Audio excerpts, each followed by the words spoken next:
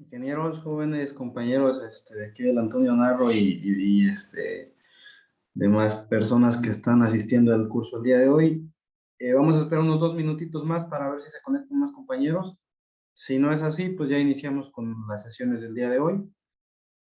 Nada más me confirman si no hay algún detalle en cuanto a audio para que pues puedan captar la información que se les vaya a compartir.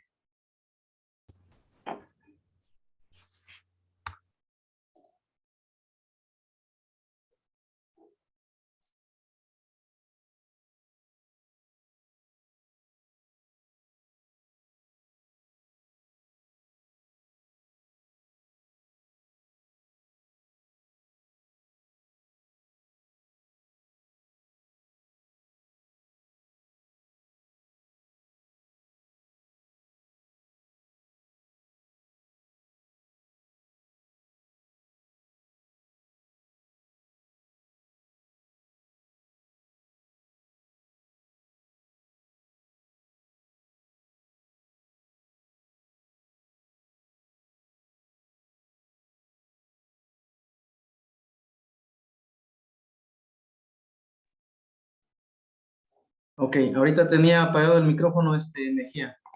Ahorita lo apagué, pero estamos dando chance de que se conecten los demás. Si ahorita lograron escuchar, pues ya me confirman, ¿no? Por favor.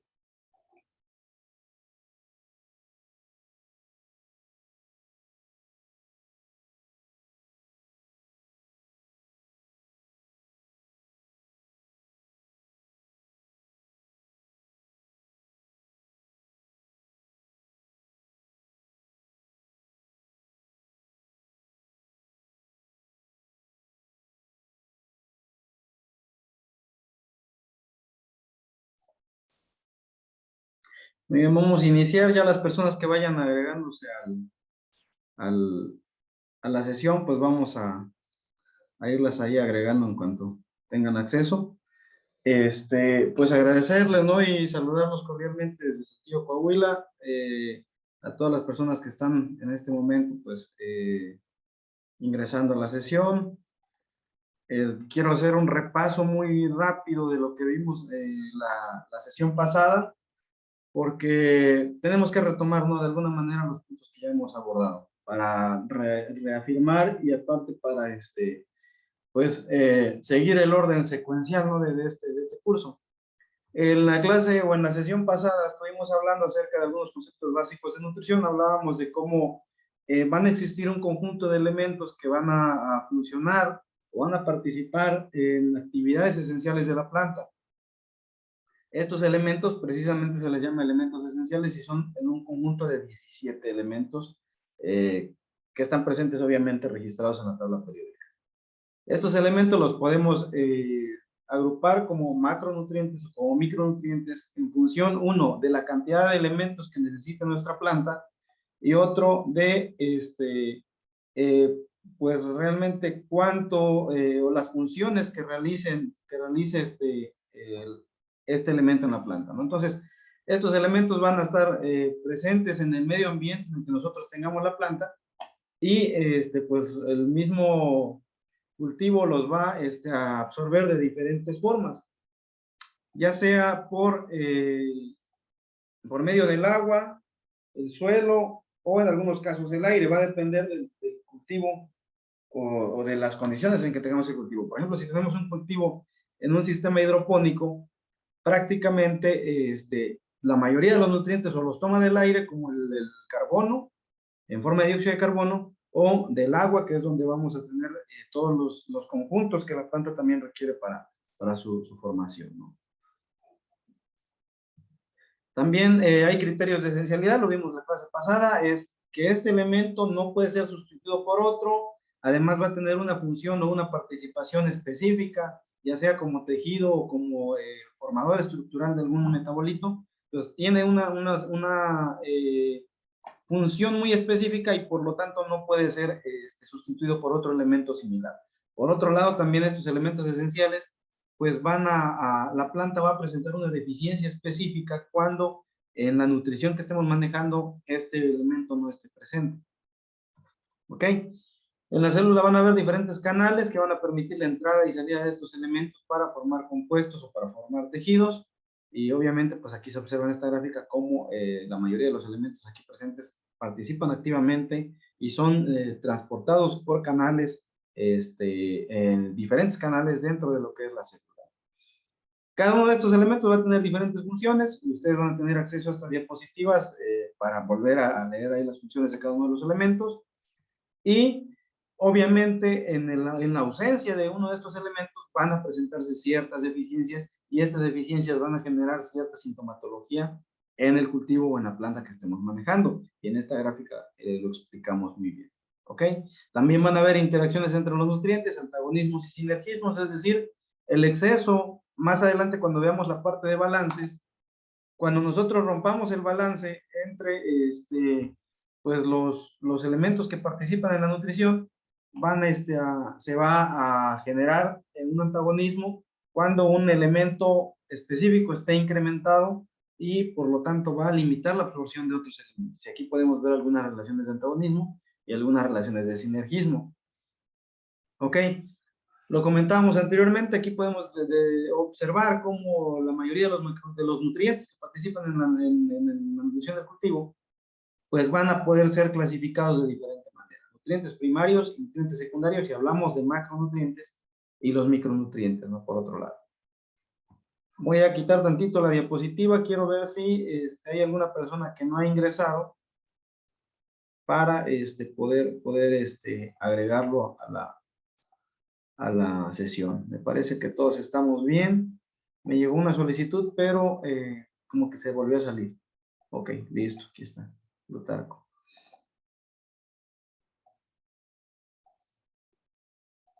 Bien, entonces les comentaba, podemos clasificar a los nutrientes de esa manera, como macronutrientes y micronutrientes. Nada más me confirman si pueden ver las diapositivas nuevamente.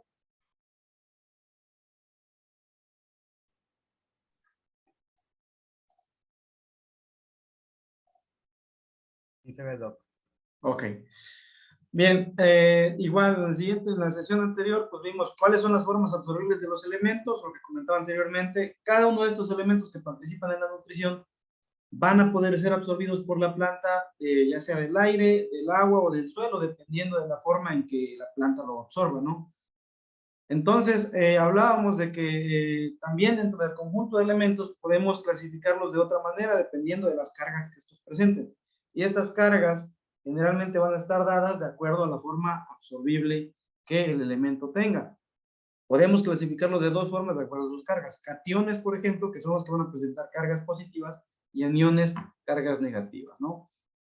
En esta tabla que vimos la sesión pasada, también observábamos ahora ya la forma absorbible del elemento. Para el caso del nitrógeno, por ejemplo, puede ser absorbido como en forma amoniacal o en forma nítrica. Está amonio y nitrato. El fósforo puede ser absorbido como fosfato.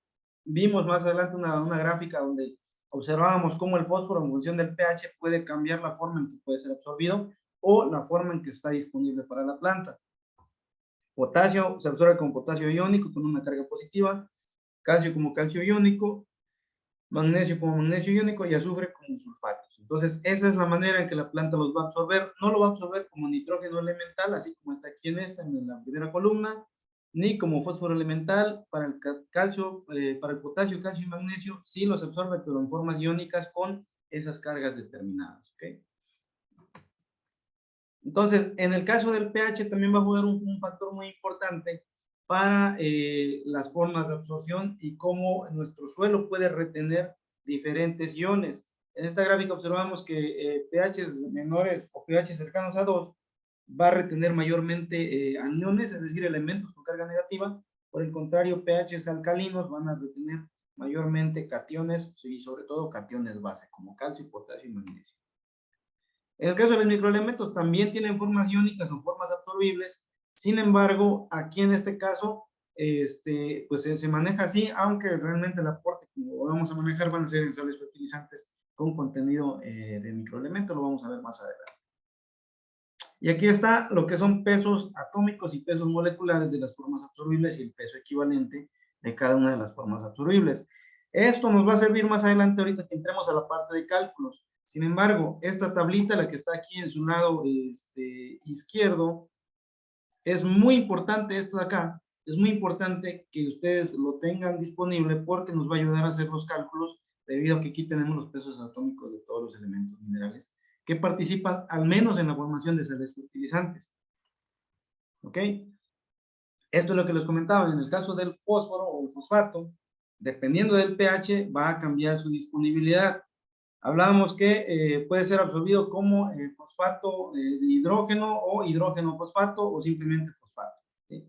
La mayor parte de su forma absorbible es como de hidrógeno fosfato, que es la primera que tenemos acá arriba.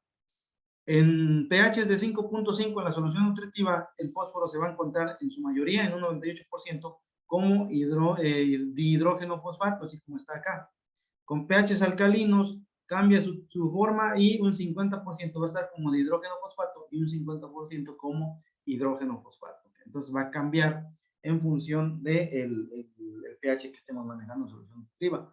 Sin embargo, aquí hay un dato importante. Hidrógeno fosfato se va a precipitar con calcio, es decir, aquí estamos perdiendo un 50% del fósforo que estamos agregando si tenemos un pH alcalino en nuestra solución nutritiva. Se está precipitando. ¿Sí? Por lo tanto, esto va a limitar no solo la disponibilidad de fosfato, sino la disponibilidad de calcio también, porque este fosfato me va a capturar iones de calcio y me los va a precipitar. Se van a precipitar los dos, entonces tenemos pérdida de fosfato y de calcio. ¿Okay? Esta fórmula es muy importante que la recuerden, la fórmula del peso equivalente, que va a ser igual a peso atómico o molecular entre la valencia de la molécula que estemos evaluando, ¿no? Y en el caso de los microelementos, aquí tenemos su peso atómico y su peso molecular. Sin embargo, aquí no podemos o no es necesario sacar pesos equivalentes debido a que generalmente las soluciones nutritivas nos van a pedir el aporte de microelementos en partes por millón en miligramos por litro, es decir, no necesitamos el peso equivalente y por lo tanto pues no es necesario calcular. Checamos lo que son fuentes de aporte mineral, el suelo y el agua van a ser fuentes de aporte mineral y para ello pues vamos a contar con análisis de suelo y agua que nos van a decir cuánto nos está aportando el suelo y el agua en su caso. Sin embargo, mencionábamos que en el caso del suelo, aunque nuestro análisis de suelo reporte valores muy altos, realmente el aporte mineral del suelo no es el real el que aparece en el análisis de suelo, es un análisis de fertilidad. ¿Qué análisis nos permite saber realmente cuál es el aporte de nuestro suelo? El análisis de extracto saturado de pasta, y mencionamos la vez pasada cómo se extrae o cómo se obtiene este extracto y cómo se hace la medición. Bien, llegamos hasta este punto de la clase pasada, que es donde hablábamos de lo que son las diferentes sales fertilizantes, que es una fuente también de nutrientes, las sales fertilizantes, y que es la que nosotros vamos a utilizar una vez que no hayamos completado el requerimiento del cultivo o el requerimiento de mi solución, cuando ya consideré suelo y agua, y aún así no completo lo que necesita mi planta o lo que me está pidiendo la solución nutritiva. Entonces, ¿qué hago? Completar el requerimiento con sales minerales. Y estas son las sales minerales que podemos nosotros tener o encontrar a nivel comercial. Algunas en mayor disponibilidad, algunas en menor disponibilidad. Sin embargo, pues todas estas son las que se pueden encontrar a nivel comercial y las que podemos utilizar para balancear nuestra nutrición. Entonces, ¿qué necesitamos para comenzar lo que son cálculos? Aquí empezamos ya con la parte de aportes minerales y prácticamente a partir de aquí es el tema de la sesión del día de hoy. ¿Qué necesitamos saber entonces de estas sales minerales? Para empezar, necesitamos saber el peso molecular. Vamos a hacer un cálculo que nos va a llevar mediante una serie de pasos a obtener el peso equivalente y a cuánto equivale un miliequivalente del fertilizante. Recordemos, si ustedes han tenido algún contacto con la formulación de soluciones nutritivas, que estas soluciones, lo que corresponde a macronutrientes como nitrógeno en forma de nitrato o amonio, fosfato, potasio, calcio, magnesio y sulfato, nos lo va a pedir en miliequivalentes por litro. Entonces, tenemos que saber cómo, a partir de la fórmula molecular, que es la que está acá, a partir de esta fórmula molecular, yo voy a saber a cuánto equivale un miliequivalente por litro expresado en gramos. Y en base a eso yo voy a saber cuánto fertilizante agregarle por litro o en su caso, si necesito hacer una solución nutritiva de 200, de 1000 litros, saber cuánto fertilizante necesito agregar. Entonces, esta tabla lo que me ayuda es a saber cuáles son las sales que resultan de la mezcla de los diferentes cationes y aniones. Por ejemplo, si agregamos el cation amonio con el anión nitrato, me va a formar nitrato de amonio.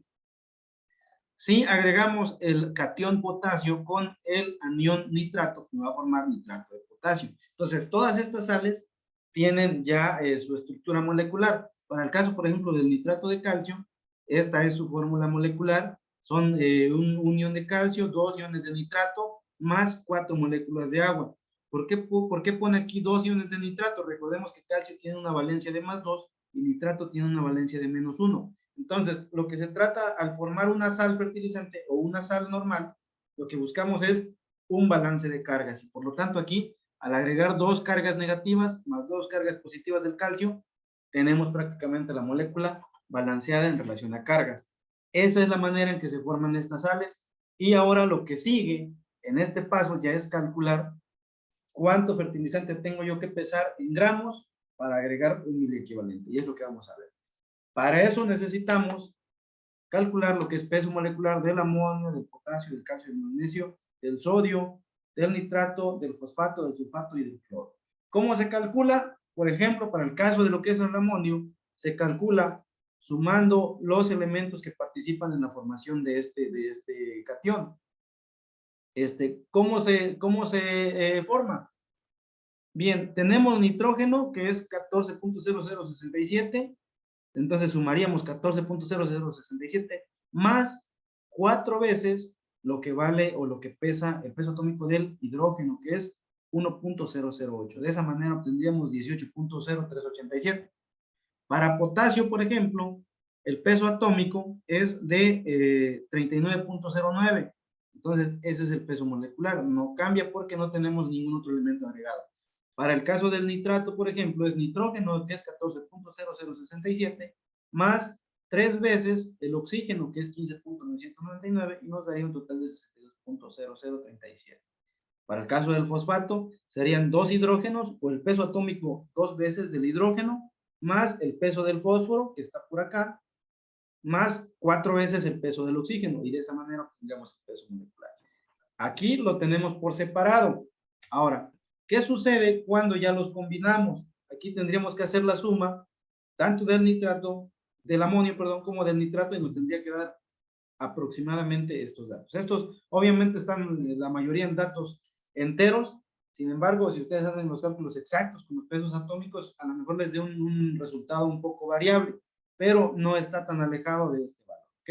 Entonces, a lo mejor te varía unos decimales, pero estamos, si utilizamos el término correcto, pues no estaríamos errando en el cálculo, ¿ok?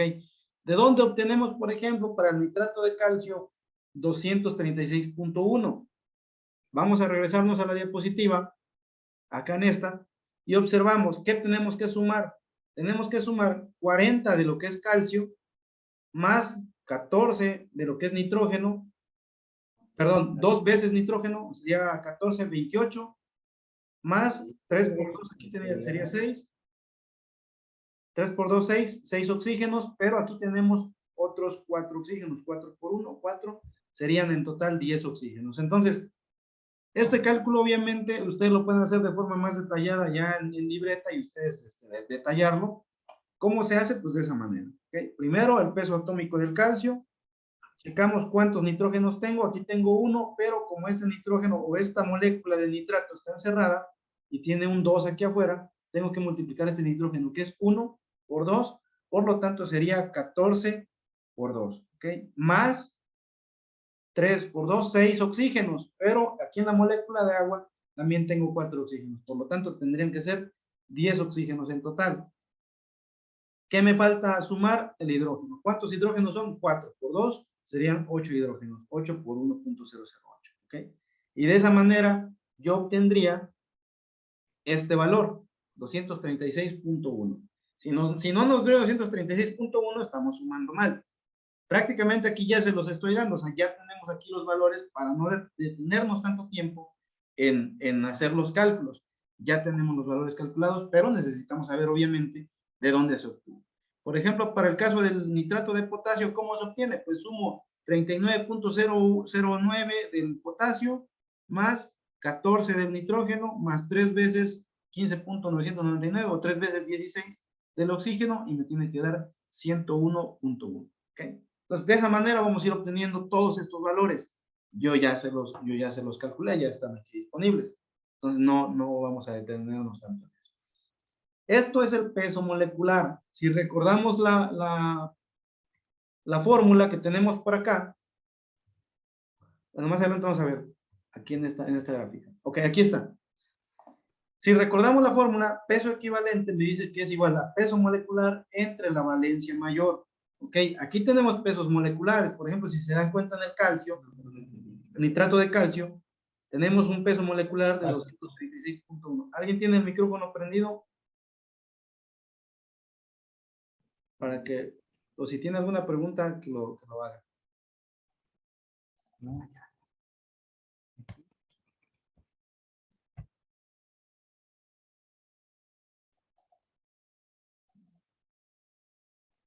Hay un micrófono prendido por ahí, jóvenes.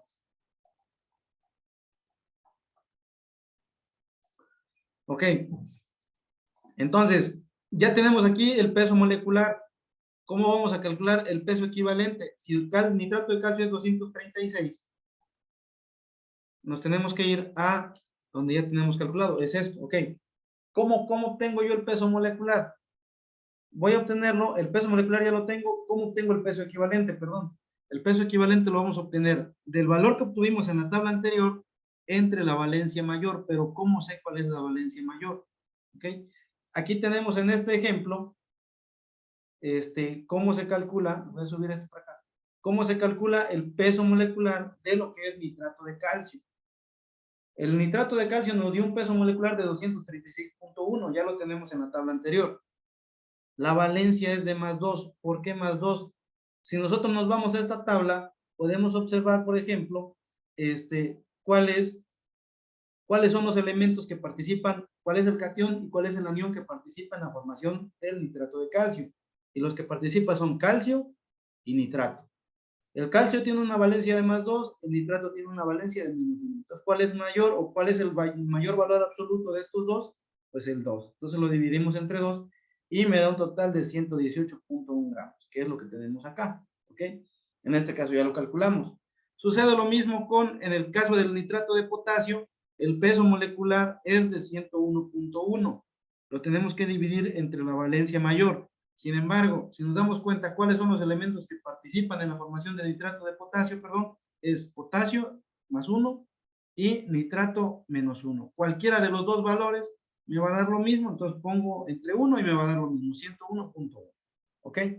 ¿Hasta aquí hay alguna pregunta al respecto a este procedimiento?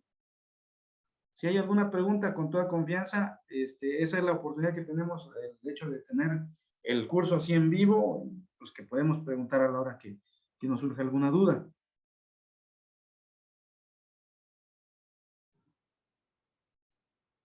Ok, ¿todo claro entonces? Sí, hola, buenas noches, doctor. Yo tengo una pregunta, Gerardo. Bien. Y eso de los carga negativa y todo eso que estamos hablando, ¿dónde lo podemos encontrar eso? Esas cargas ya están definidas, Gerardo. Pues estas cargas ya están así, no varían. Tus cationes y aniones ya van a estar definidos con esas cargas. ¿Sí? Sobre todo en cuestiones de fertilizante ya vienen con estas cargas. Entonces, prácticamente estos cálculos que estamos haciendo van a ser los mismos para cualquier sal fertilizante que ocupe, siempre y cuando sea la que estemos trabajando acá. Por ejemplo, si trabajas con nitrato de potasio de NKS o nitrato de potasio de Haifa, prácticamente el cálculo va a ser el mismo porque es la misma molécula y las cargas van a ser iguales. ¿Sí? O sea, las cargas nunca van a cambiar en relación a lo que son cationes y aniones, siempre van a ser las mismas. No hay como que una variación de acuerdo a algún parámetro, no siempre van a ser las mismas. No sé si... excelente. Excelente. Muchas gracias, doctor. Ok. Bien, entonces, volvemos a repasar. Ya calculamos, o en la tabla anterior ya teníamos el peso molecular.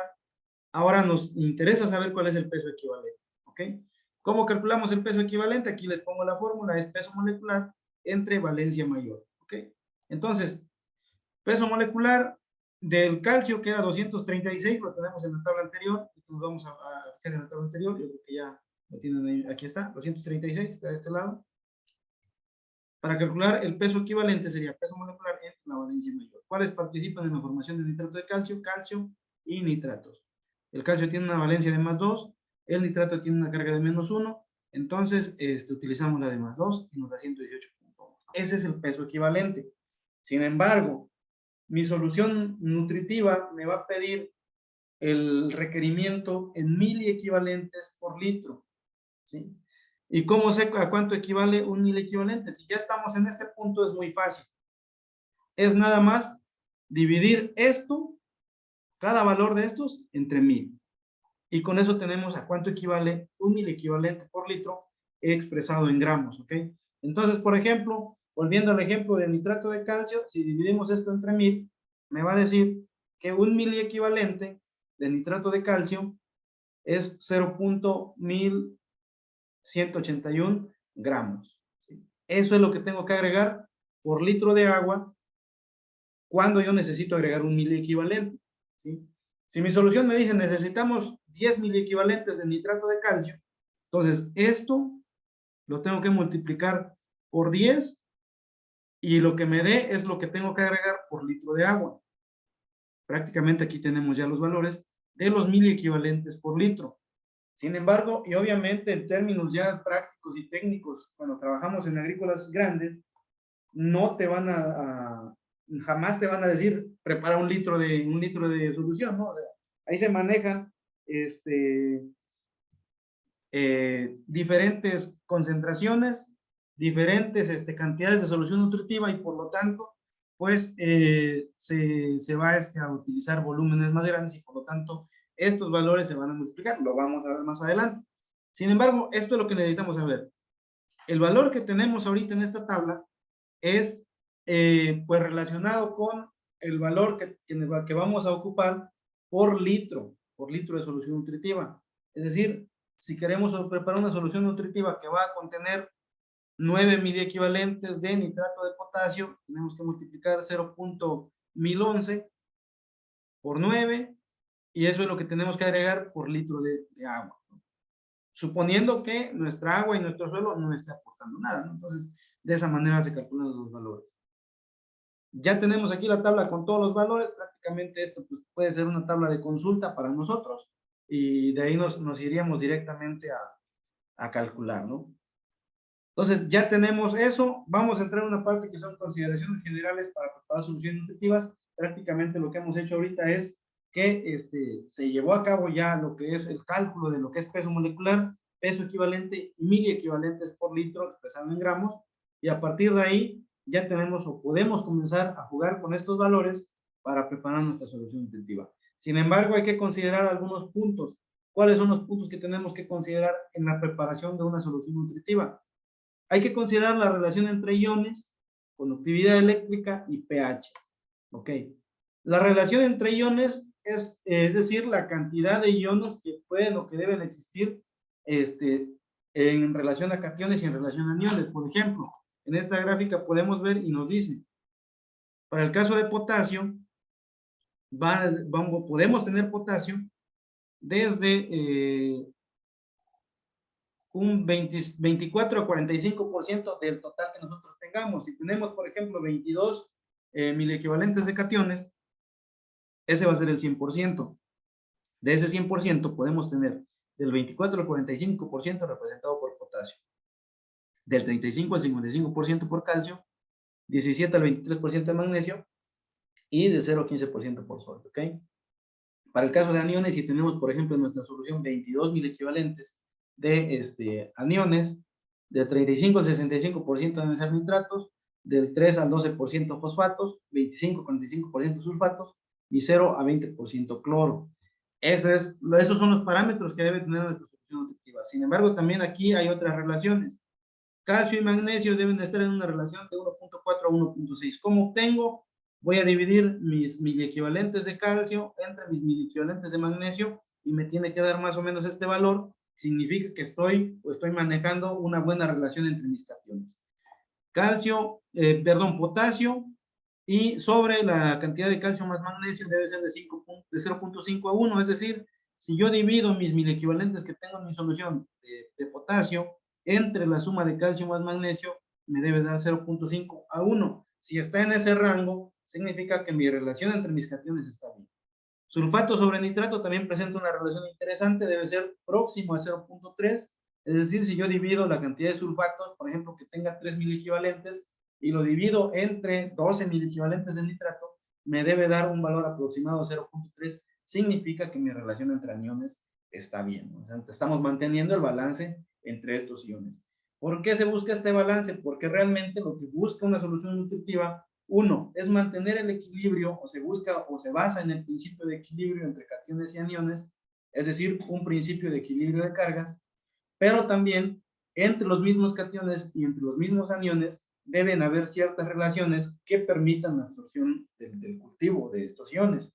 Si tenemos un exceso o se rompen estos balances, por ejemplo, posiblemente se favorezca la absorción de uno, pero se limite la absorción de otro elemento. Entonces, eso es lo que puede pasar. Por lo tanto, siempre hay que observar que nuestra solución nutritiva se mantenga dentro de estos rangos para cationes y para aniones, ¿ok?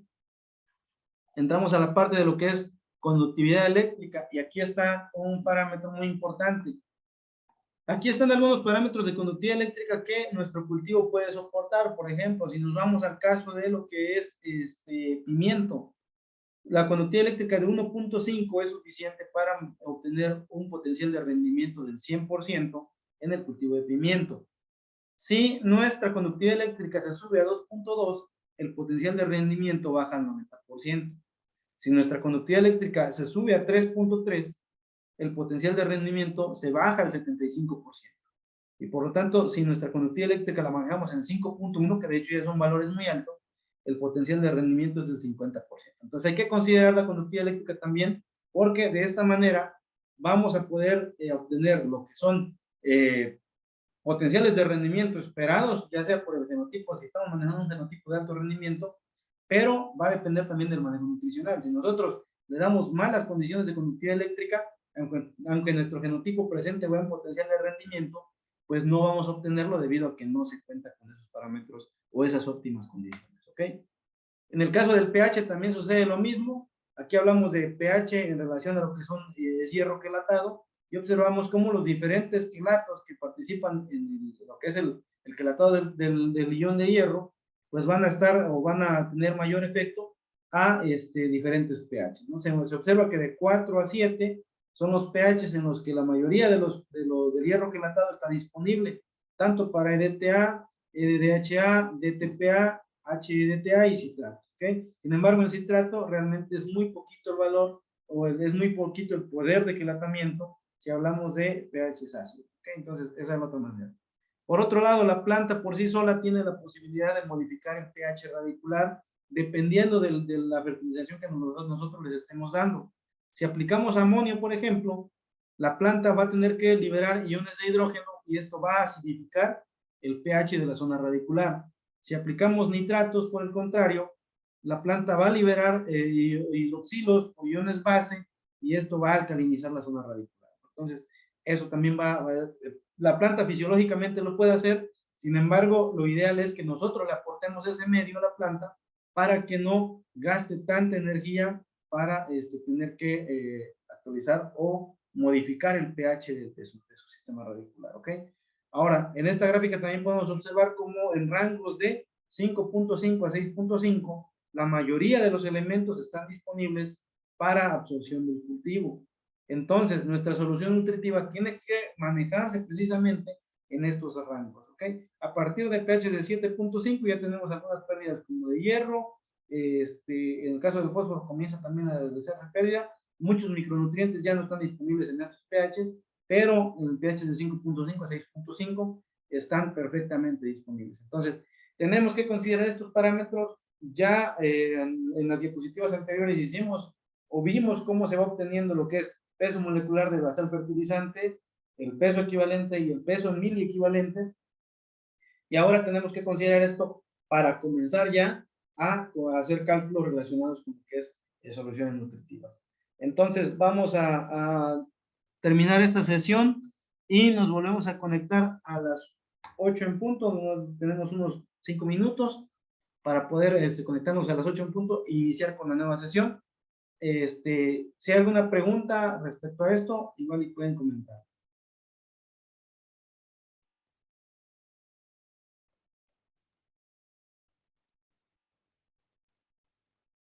Ok, entonces nos volvemos a conectar ahorita a las 8 en punto para dar inicio a la segunda sesión y pues ahí estamos, empezaríamos ya a hacer los cálculos. Obviamente pues vamos a tener que echar mano de los valores que ya calculamos anteriormente y comenzar a ver cómo se realizan estos cálculos. Entonces nos vemos en un momento más a las 8 en punto, en unos 5 minutitos.